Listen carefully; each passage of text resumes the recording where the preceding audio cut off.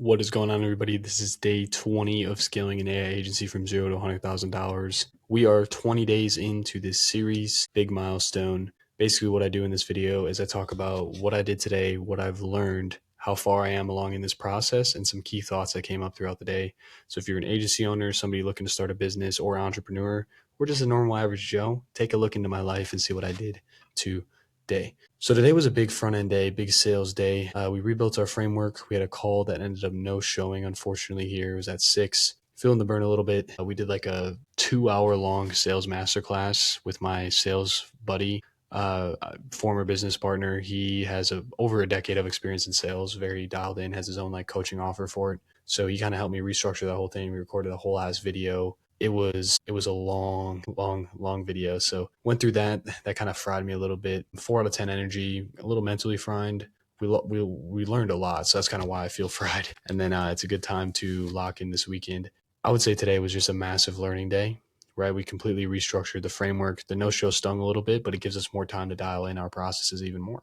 So what we did today is we built the speed to lead follow-up system. Let me show you guys my screen so you can see what we did. So we built a full new speed to lead follow-up system for people that don't book calls after our survey submission. Pretty simple. It's just very tedious, and we follow up with them like super hard, like harping in really hard on following up. Nate did a full breakdown of our entire sales process, tore it apart, restructured it, not completely, but for the most part pretty well. And we filmed an entire YouTube video with him walking through that whole rebuild. It'll be up on this channel as well as his, so that'll be a cool thing to go watch back and check out. I did a full mock sales call with him to practice the new framework. I need to rewatch this and study this and kind of see how I can do better, because he did give out some gems in that call. I prepped the entire sales call for 6 p.m., got everything ready with the presentation, the questions, framework, and he ended up no showing, fucking ghosting, which kind of sucks. But we live and we learn, and now we know what we need to optimize. And then we had an issue with one of our clients' ads. One of his competitors saw the ad, said we used one of their projects in one of the ads, and we had to shut down the golf sim ads.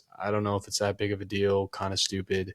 I don't know if there's a legal issue there, if it's actual genuine, because we kind of used everything AI generated. So there's really no reason why those are, a competitor's ad. And then we still have the home theater vertical running. So we're just kind of monitoring performance there. I actually built an interactive ROI calculator for the sales presentation, which is pretty cool. It was actually really cool. Let me show you. Can't show you because it's on my other browser. But yeah, we did that, and now the framework is finalized for now. For the most part, I'm probably going to go over it and kind of dial that in a little bit. Some key learnings and insights from today is be curious. Don't just follow the script. So the biggest thing that Nate hammered home is sales is not a script, it's a framework.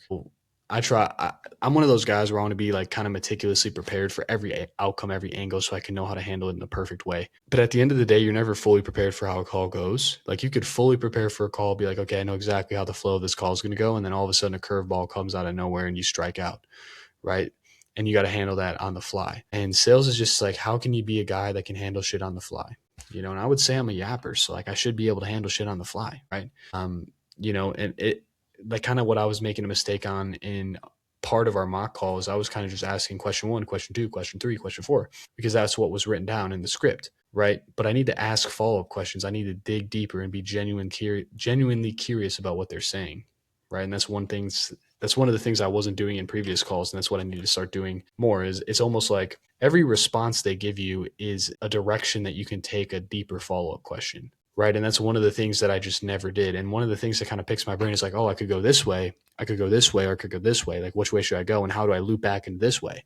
So it's just like, I don't know, maybe I'm overcomplicating it a little bit, but kind of tripping out on the sales side is just a tad bit. So, kind of just figuring out how that looks on that side of things. And then obviously, like, don't just move to the question if they're struggling with lead flow. Like, ask, why do you think that is? Or what's working right now? What have you tried before, right? The script is essentially the guide, right? It keeps you on track, right? The framework is the structure. The script is the guide. It keeps you on track. But the real sales happen, and like the real discovery process happens when you actually like ask follow-up questions, ask curiosity questions, right? And figure out like as much as you can in the discovery. So when you move into the pitch, it's dialed, right?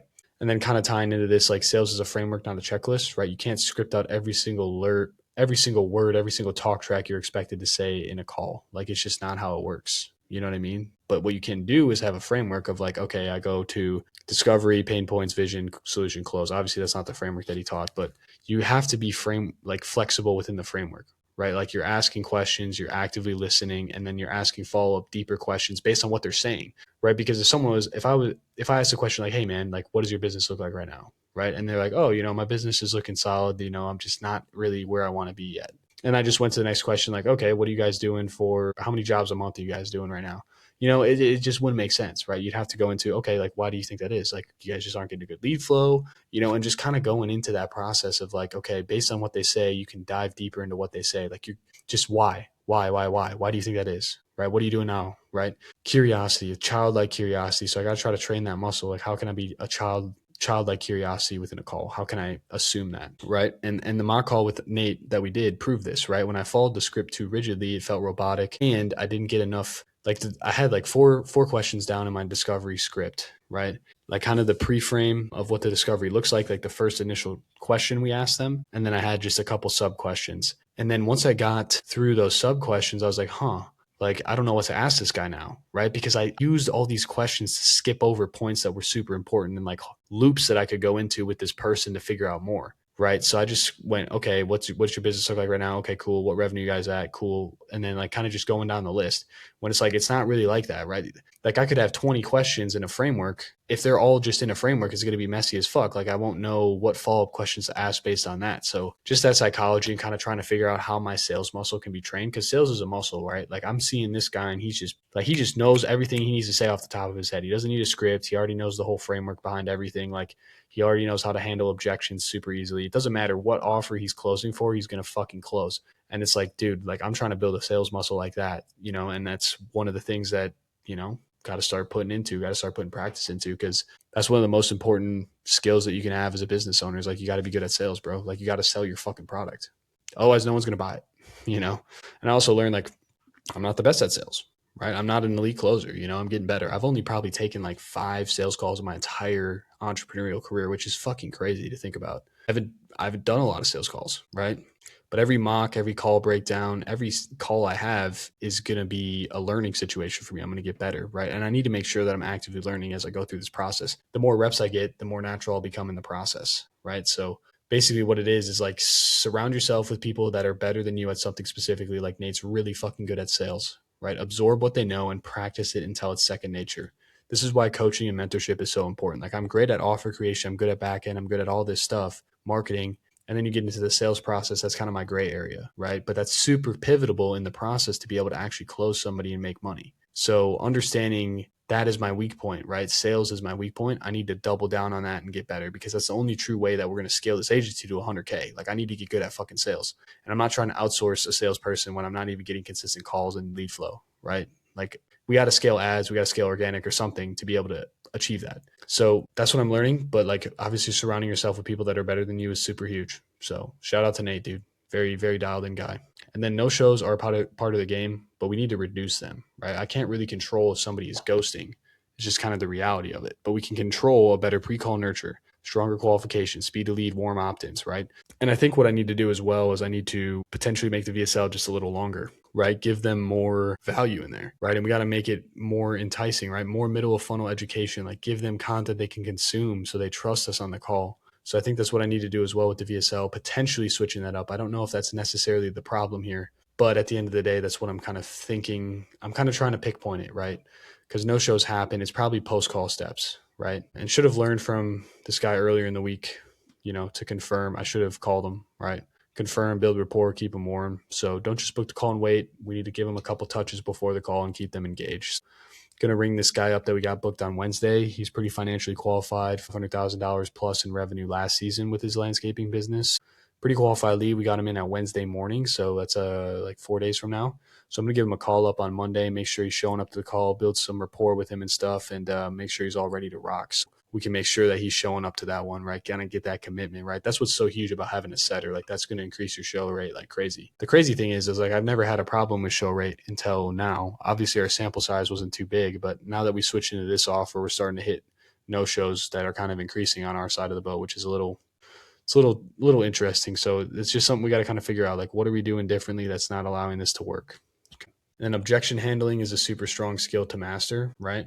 I would say I've got the discovery framework down at this point now, but I need to figure out objection handling, right? How I can do objection loops and how I can loop through objections, which that's a whole nother piece of the puzzle, right? I would say that's probably the hardest part of the puzzle. Like everything else you can do relatively well, but being able to handle objections and be able to handle prospects that are like off gauge, like if they ask for the price right when they jump on the call, like figuring out how to handle those unique situations that come up and just kind of have a framework kind of trained in my mind, right? Like maybe doing some flashcards for like how you would respond to objections and stuff. Like I just really need to start being a student of sales, right? And that's kind of what I've learned today, especially is like this guy was giving out so much game and like I was just kind of there like, holy fuck, like this guy's dropping sauce. And it's almost so much to where I don't even know what I would like. I don't even like, I'm kind of just like, holy fuck, this guy's smart. Like I'm really trying to still break down everything that I've learned from this process. Yeah. And dude, it's one of those things like maybe, using it's like I'm kind of a guy about like, okay, I want to get the structure there. Cool.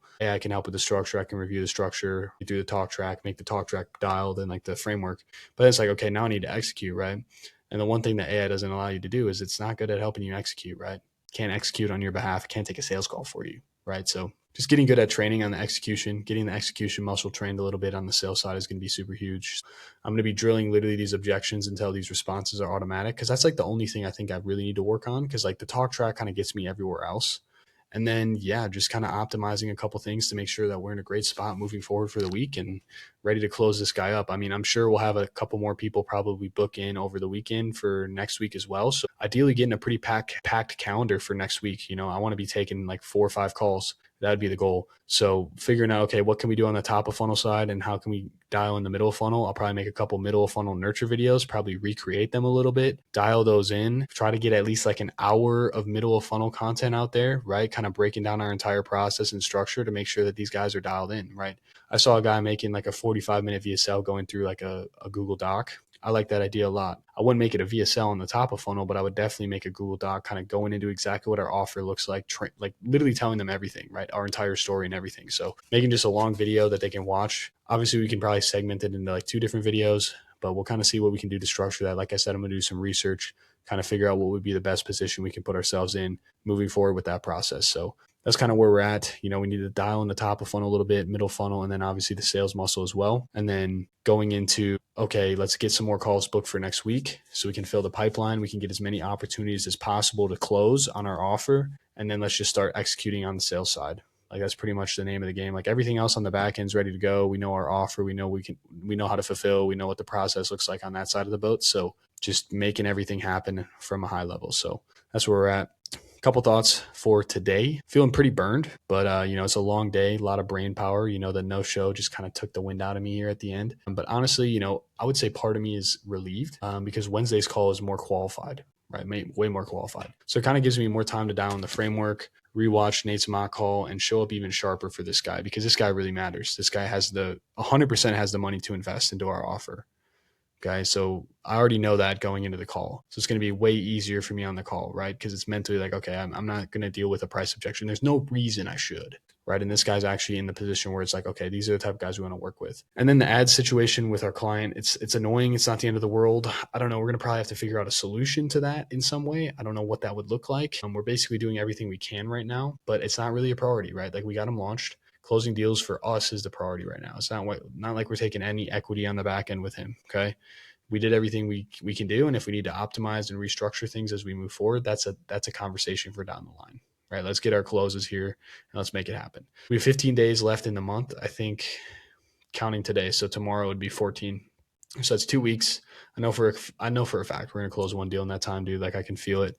I can feel it. Like it's going to work. And then for the presentation I made, I think it's really sick. We did like a 90-10 split. Like, hey, we're doing 90% of the work. All you got to do is show up and close the deal, which I think that's a really cool, like, hey, like you don't have to worry about literally anything. You don't have to worry about recording your ads, like anything, right? Like you just got to worry about closing the deal. And I made like an ROI calculator for the presentation where I can kind of slide through like, okay, the ad spend, what's their average ticket size, and then what's their close rate company wide. And we can show them a breakdown of what their monthly additional monthly revenue would look like with a Facebook ad system in their business. So it's a really cool interactive way of like showing them what the ad spend breakdown looks like, which I think is really cool. So I want to optimize that a little bit more, but I think I built that like real quick in Google Ads Studio just to show them from a high level what that looks like. And I think that's going to be a really beneficial way to move forward here in sales calls. So that's really cool. And then I think the offer is simple, but I think we need to maybe dumb it down even a little bit more, right? Just make it a little clearer so a fifth grader could understand. I think it's understandable. The only thing with me is like the ROI guarantee is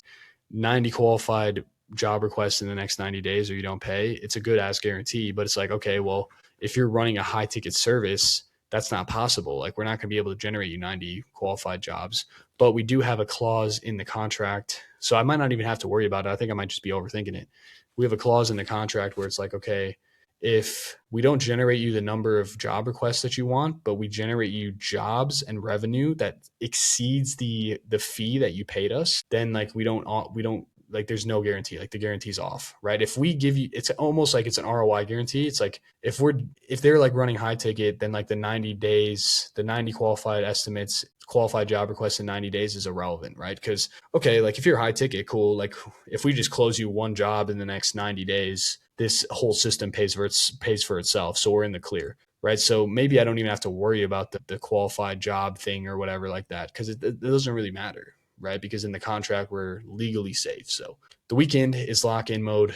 We are locked, no distractions, no excuses, reviewing the calls, drilling objections, optimizing our messaging, making sure motherfuckers actually show up to the calls. So getting our top of funnel, middle funnel, and our bottom of funnel, getting the whole funnel dialed, right? Because top of funnel is what brings them in, middle funnel is what gets them interested and warms them up, and bottom of funnel is what closes them. So just really focusing on the front end, bro. Like that's what I'm here for. That's what I am. I'm the front end guy. So getting that fucking railed in and dialed in is super huge. Cold outreach is definitely still on the table. I'm thinking we'll probably start that next week, depending on how many calls we have booked in. I definitely want to prep the systems this weekend, but obviously I want to mainly focus on front end when it comes to just, okay, what's our acquisition system right now? It's paid ads. Okay, let's make that more dialed in, maybe optimize the VSL in the top of funnel, and then obviously make a good amount of at least one good ass middle funnel video, like 20, 30 minutes, breaking down the entire system word for word, what it looks like, what we did for ourselves. That way they can build a lot of trust based on us and understand us a lot more. Like I could probably keep a short VSL on the front end, like 2 minutes like it currently is, and then have a really good middle of funnel video that they can watch before the call, because that'll allow them to, and I might just make it one video so it's way simpler. Like, hey, one 30-minute, 20-minute video going over our story, what we do, what our results look like, what it looks like when you work with us, literally everything. Okay. So kind of just pre-framing, warming them up, handling any objections or questions before the call even comes up. So yeah. And then I need to rewatch the Nate Mock call. There's a lot of gold in there. I need to rewatch all the shit that we did with him today. There's so much gold in there. So yeah, it's going to be sweet. The YouTube video, we're probably going to both post it on both of our channels. So you guys will be able to see it. It's going to be so valuable for anyone that's like an entrepreneur, or literally anybody that's an offer owner or a salesperson. Yeah, it's some banger content. He's going to rip, dude. I'm excited. So what I'm doing this weekend, we're to study the sales framework, rewatch his call, pull out some key talk track moments, write down the framework in my own words, so it's kind of internalized mentally, optimize the drill in the objection handling, optimize the top and middle of funnel. Okay, so this is more bottom of funnel stuff. Optimize the top and middle of funnel. So if we feel we need a better VSL, we can do that. But otherwise, I'm going to mainly focus on getting a middle of funnel video built out, because I think that's super important. And then some of the messaging and stuff. I think the survey's good. We're qualifying people dialed. I think maybe make the booking page a little bit better for like people that show up and stuff. Then prep for Wednesday's call. Obviously that is at, I think, 9 a.m. CT. So we're gonna be able to prep with that, know exactly what's going on, know exactly what we got to say, and then get into cold outreach with that Facebook ad method. Cool. So that's where we guys are at. No show today. Kind of sucked. Little annoying. I said I was going to close bro yesterday. Didn't end up even having the opportunity to close them. So little annoying on that side of the boat, but that's what you get, right? This is day 20 of scaling an agency from $0 to $100,000. I hope you guys enjoyed this video. Make sure you like, comment if you have any questions, or if you have any advice or just random thoughts that you want to have answered or brought up. Comment them down below. I'd love to hear them. And then make sure you subscribe to follow the journey, man, because this is a big journey. Watch me make it out of the trenches and run this shit up with my boys. So yeah, that is day 20. I don't really know what else to say, man. Kind of feeling a little burned. Been on the content machine all day, and yeah, want to eat something and want to fucking, move forward and get into tomorrow, start the day fresh and lock the fuck in. So we'll see you guys here for day 21 tomorrow. And yeah, keep rocking and rolling.